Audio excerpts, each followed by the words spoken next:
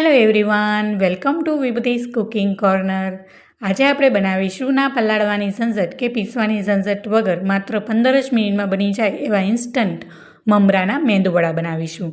મમરાના મેંદુવડા ક્યારેય ખાધા પણ નહીં હોય અને ક્યારેય બનાવ્યા પણ નહીં હોય. તો હું આજે એક એવી મસ્ત રેસીપી તમારી સાથે શેર કરવાની છું જે તમે સાંજના નાસ્તામાં ખાઈ શકશો. જો રેસીપીઓ ગમતી હોય તો વિડીયોને લાઇક કરજો, તમારા ફ્રેન્ડ્સ એન્ડ ફેમિલીમાં શેર કરજો અને મારી ચેનલમાં નવા આવ્યા હોય અને સબસ્ક્રાઇબ ના કરી હોય તો સબસ્ક્રાઇબ કરજો અને આવી જ નવી રેસીપી માટે બાજુમાં આવેલું બેલ આઇકન બટનને પ્રેસ કરજો જેથી નવી રેસીપીના નોટિફિકેશન તમારા સુધી મળી રહે. તો ચાલો રેસીપી બનાવવાનું શરૂ કરીએ. મમરાના મેંદુવડા બનાવવા માટે અહીં મેં એક મોટા બાઉલ જેટલા મમરા લીધા છે. હવે તેમાં પાણી નાખી અને 5 મિનિટ માટે પલાળવા દઈશું જેથી મમરા છે એ સોફ્ટ થઈ જાય. હવે અહીંયા મમરા પલાળ્યા એને 5 મિનિટ જેવું થઈ ગયું છે અને આવી રીતના હાથ વડે પ્રેસ કરી અને પાણી કાઢી લઈશું. અહીં મમરાને એકદમ સાવ ડ્રાય નથી કરવાના, થોડુંક મોઇશ્ચર રહે એટલું જ પાણી રાખવાનું છે. હવે અહીંયા બધા જ મમરામાંથી આપણે પાણી કાઢી લીધું છે. હવે મમરા છે એ સોફ્ટ થઈ ગયા છે એટલે આવી રીતના હાથ વડે એને મેશ કરી લઈશું. જેમ આપણે બટેકાનો માવો મેશ કરીએ એવી જ રીતના આપણે આ બેટરને બનાવવાનું છે. હવે મમરા મેશ થઈ ગયા છે. હવે બાઇન્ડિંગ માટે મેં 1 મોટા ચમચા જેટલો ચણાનો લોટ લીધો છે. હવે મમરા અને ચણાના લોટને હાથ વડે આવી રીતના સારી રીતના મિક્સ કરી લઈશું. હવે મમરા સારી રીતના મેશ થઈ ગયા છે અને તમે જોઈ શકો છો એકદમ માવો હોય બટેકાનો તેવું સ્ટ્રક્ચર થઈ ગયું છે. હવે તેમાં સ્વાદ પ્રમાણે મીઠું નાખી દઈએ, 1 નંગ જેટલું ઝીણું સમારેલું મરચું, 10 થી 12 નંગ જેટલા મીઠા લીમડાના પાન આવી રીતના ઝીણા સમારીને લીધા છે અને 2 ચમચી જેટલી ફ્રેશ લીલા ધાણા લીધા છે. ત્યારબાદ 1 નાનો ટુકડો આદુનો આવી રીતના ખમણીને લઈશું. અહીં તમારે આદુ અને મરચાંની પેસ્ટ લેવી હોય તો પણ લઈ શકાય છે.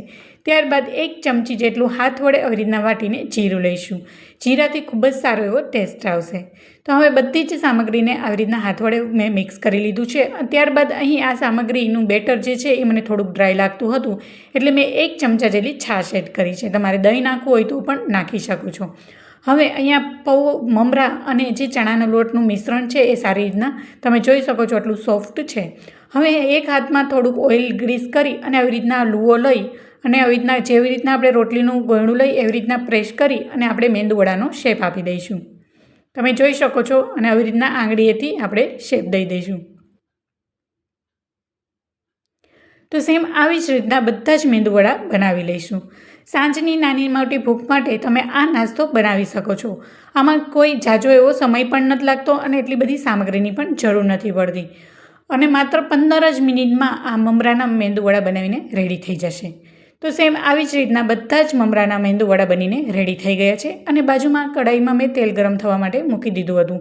હવે આપણે આ મેંદુવડાને ફ્રાય કરી લઈશું.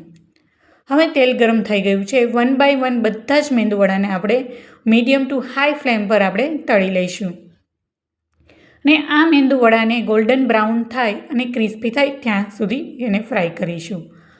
આ મેંદુવડા ખાવામાં ઉપરથી ક્રિસ્પી અને અંદરથી સોફ્ટ એવા લાગે છે.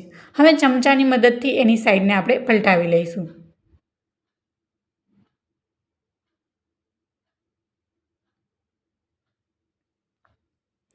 સેમ એવી જ રીતના બીજી સાઈડને પણ આપણે ચમચાની મદદથી આવી રીતના મેંદુવડાને પલટાવી લઈશું.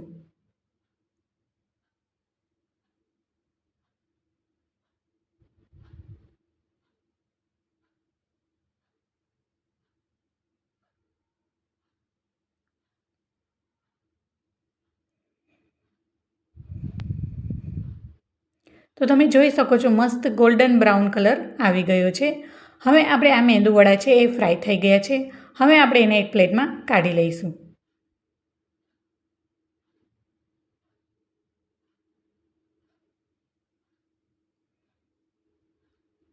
અને તમે જોઈ શકો છો આ મેંદુવડા છે એ એકદમ ખાવામાં પણ ઓઇલ ફ્રી લાગે છે.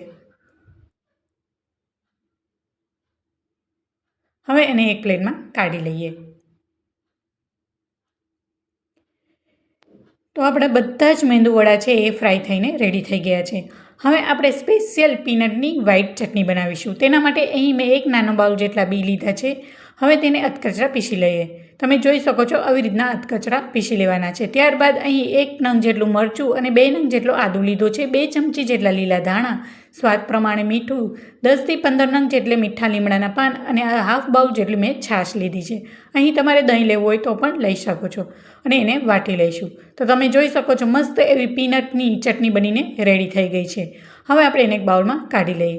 આ ચટણીમાં તમે ઇડલી, ઢોસા કે મેંદુવડા સાથે તો બહુ જ સરસ એવો ટેસ્ટ આવશે.